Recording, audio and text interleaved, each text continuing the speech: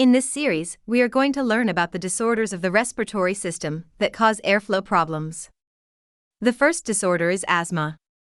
Asthma is a chronic inflammatory disorder of the airways resulting in intermittent and reversible airflow obstruction of the bronchioles. Contributing factors can be extrinsic and intrinsic. Extrinsic factors include antigen-antibody reactions triggered by food, medications, or inhaled substances. Intrinsic factors include pathophysiological abnormalities within the respiratory tract. Older clients, beta receptors are less responsive to agonists and trigger bronchospasms.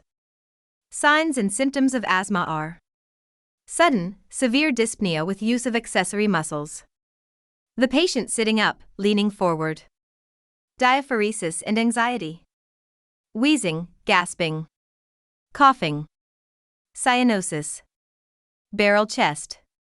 Diagnostic procedures for asthma are ABGs, sputum cultures, pulmonary function tests.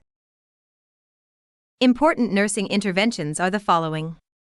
Remain with the client during the attack. Position in high Fowlers.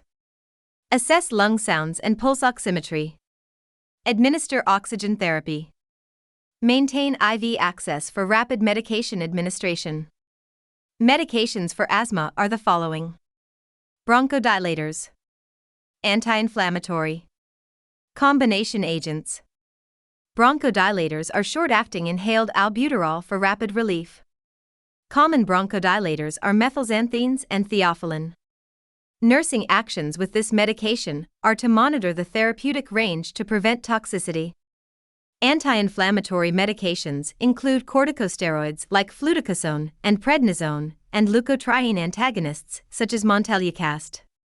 Combination agents include ipratropium with albuterol and fluticasone with salmeterol.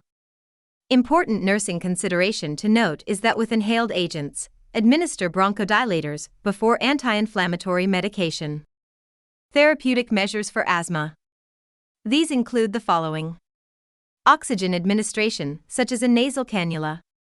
Patient education regarding asthma.